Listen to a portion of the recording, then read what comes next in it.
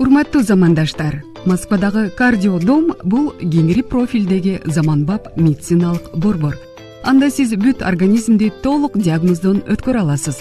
Жогорку категориядагы тажрыйбасы мол дарыгерлер, хирургия, гинекология, кардиология, стоматология, терапевт, лор, окулист, УЗИ, неврология жана башка адистер, клиникада диагностика бөлүмү, лаборатория. Лабораторияларды заманбап шаймандары денедеги кандайдыр бир орну так аныктоого мүмкүндүк берет. Медициналык биздин дарыгерлер кардарлар үчүн бардык багыттар боюнча квалификациялуу жардам көрсөтө алышат. Кардиодом медициналык борбору сиздердин кызматыңыздарда. Биздин дарек метро Добрынинская, улица Балавая 32-75, метродон 2 минут. Биздин байланыш номерлер 8925 492 1314, 8925 723 54 68. БШК Нуржигит Кадырбековду депутаттык мандатынан ажыратты. Борбордук шайлоо комиссиясы бүгүн 30 августтагы жыйынында жогорку кеңештин депутаты Нуржигит Кадырбековдун ыйгарым укуктарын мөөнөтүнөн мурда токтотту. Парламенттеги Ыйман Нуров фракциясынын лидеринин депутаттык мандатын тапшыруу боюнча арызын Боршайкомдун мүчөлөрү бир добуштан колдоду. Эл өкүлү бүгүн өз каалоосу менен мандатын тапшыруу үчүн арыз жазган. Анын эмне себептен мындай кадамга барганы белгисиз. Өзү менен байланышууга мүмкүн болгон жок. Нуржигит Кадырбеков 22 августта УКМКга сурак берип чыккан. Эл өкүлү Супер KG порталына суракка Ыйман фондунун ишмердигине байланыштуу күбө катары чакырылганын айтып, тергөөнүн купуялуулугуна байланыштуу кененирээк айта албастыгын билдирген. Ошондой эле ал сурак учурунда анын депутаттык мандаты тууралуу кеп болбогонун айткан болчу. Булак Супер KG 800 жумуш орун, кубаттуулугу миллиондон ашат. Кеминде клинкер чыгаруучу завод ишке берилди. Бүгүн 30 августта Чүй облусунун Кемин районунда кубаттуулугу жылына 1,2 миллион тоннага жеткен клинкер чыгаруучу ири ишкана Теректаш Чүй цемент заводунун базасында ачылды. Ага өлкө башчысы Садыр Жапаров жетектеген бийлик өкүлдөрү, жергиликтүү тургундар катышты. Өлкө башчысы Теректаш цемент заводу жана курулуш материалдарын өндүрүүчү ишканалар өз убагында турак жай менен камсыз кылууга бекем негиз болуп бере тургандыгын айтып, курулуш секторундагы мунай кескин жандануу, инвестицияларды тартуу үчүн позитивдүү сигнал болорун кошумчалады. Клинкер жана сыгатада курулган цемент заводуна жалпысынан $160 миллион сарпталган. Анын 90 миллионун Кыргыз Орус өнүктүрүү фонду, Кытайлык банк жана Демир банкы насыя иретинде берген, ал эми 70 миллиону заводдун өздүк каражаты болуп эсептелет. Заводдун директору Кубанычбек Турдубаев ишканага керектүү сырьёолордун 98% өлкөдөн чыкса, 2% Казакстандан импорттоло турганын белгиледи. Ошондой эле келечек пландар жана жумуш орундар боюнча билдирди. Жалпы 800 жумуш орун менен камсыздап жатабыз. Бул цемент завод менен клинкер ишканасынын жалпы кызматкерлери, тийиштүү адистерден тышкары негизги жумуш орун жергиликтүү тургундардан турат. Бул региондо заводдун ишке берилиши кардарлардын негизги бөлүгү Бишкек шаарында жана ага жакын аймактарда. Экинчиден, борбордогу жептен чыккан күл 174 гектар жерди ээлеп 5,5 миллион тоннага жеткен. Ал биздин заводко негизги сырьё болгондуктан ташып келип жылына 300 000 тоннаны иштетебиз. Мамлекетке да бизге да жардам деп белгиледи ал. Заводдун курулуш иштери 2023 жылы башталып, быйыл август айында жыйынтыкталган. 24 чакырым техникалык жол салынып, 200 атайын техникалык унаалар алынган. Ишкана жылына мамлекеттин казынасына 1 миллиард сомго жакын салык төлөйт. Бели кетсек, бүгүн 30 августта өлкө боюнча 60 социалдык объект, 40 өнөр жай ишканасы колдонууга берилди. Булак Супер KG. Сурамжылоодо элдин Садыр Жапаровго болгон ишеними дагы 4%га өстү. Гусейн Карасаев атындагы Бишкек мамлекеттик университети жүргүзгөн кезектеги сурамжылоодо президент Садыр Жапаровго болгон ишенимдин деңгээли 86,7%ды түздү.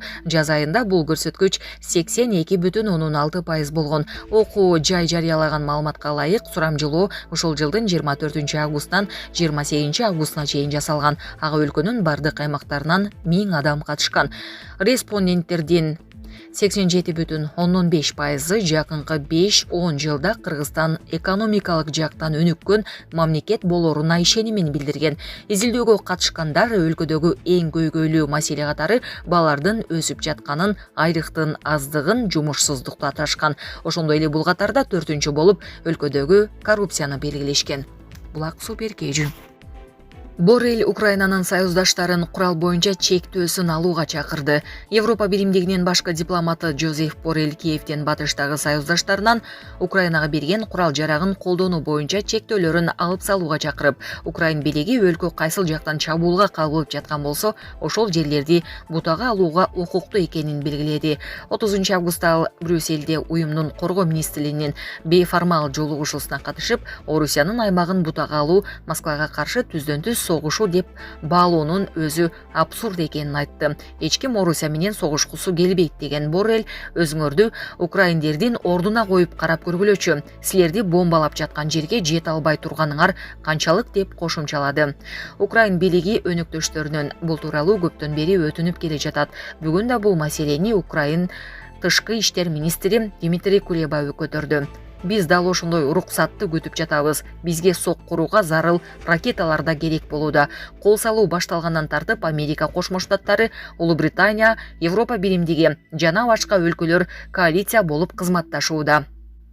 Өткөн аптада Украин президенти Владимир Зеленский Украинанын союздаштарына кайрадан кайрылып, алар берген алыска аралыкка отуучу куралды колдонууга руксат берүүнү суранган жана Украинанын орус армиясынын алдыга жылуусун токтотуу мүмкүнчүлүгүн бир гана чечим кармап турат. Биз өнөктөштөрүбүздөн алыска атуу боюнча ошондой чечимди күтүп жатабыз деп белгилеген. Орусия Украинага 2022 жылы февраль айында кол салган. Ошондон бери курал жарак жагынан ага АКШ жана батыш өлкөлөрү жардам берүүдө. Алар согуштун эскалациясына жол бербөө үчүн деген негизде мындай куралды колдонууга айрым чектөөлөрдү койгон. Булак Азаттык. Россия Кыргызстандын ички иштер министрлигине түрдүү техника белек кылды. Россиянын ички иштер министрлиги Кыргызстандын кесиптештерине белеки автоунааларды, дрон, радиостанцияларды жана башка техника берди. Бул тууралуу РФтин элчилиги билдирди. Салтанатка ички иштер министри Улан Ниязбеков, элчи Сергей Бакунов жана Россия ички иштер министрлигинин өкүлү Антон Качетов катышкан. Берилген жабдуулар баңизатты мыйзамсыз жүгүртүүгө каршы күрөшүү кызматынын ишин жакшыртып, Кыргызстандын аймагындагы жана Евразиялык интеграциялык бирикмелердин чектериндеги коопсуздукту чыңдоого салым кошот деп ишенем, деди Бакунов. Кыргыз тарап Россиянын негизги стратегиялык өнөктөшү болгон ар тараптуу колдоосун жогору баалай турганын белгиледи. Машиналар менен жабдуулар баңизаттарды мыйзамсыз жүгүртүүгө каршы күрөшүүдө каржылык, материалдык, техникалык жана уюштуруучулук жардам көрсөтүү боюнча келишимдин алкагында берилди. Макулдашууга ылайык Россиядан 2024-2025 жылдар аралыгында 627 миллион рубль өлчөмүндө акысыз жардам көрсөтүлөт. Булак Спутник Кежи. Садыр Жапаров Бишкектеги жаңы Ак үйдү расмий ачты. Президент Садыр Жапаров Бишкектеги жаңы ынтымак кордоо аталышындагы Ак үйдү расмий ачты. Иш-чарага биринчи айым Айгүл Жапарова, Жогорку кеңештин төрагасы Нурланбек Шакиев, экс-президент Сооронбай Жээнбеков, депутаттар, мамлекеттик кызматкерлер жана коомдук ишмерлер катышты. Ачылыш аземде сөз сүйлөгөн өлкө башчысы Ордо келечек муунгада кызмат кылган имарат болот деген максатта курулганын айтты. Ынтымак кордоо мамлекетибиз үчүн гана эмес, эл аралык да чоң мааниге ээ.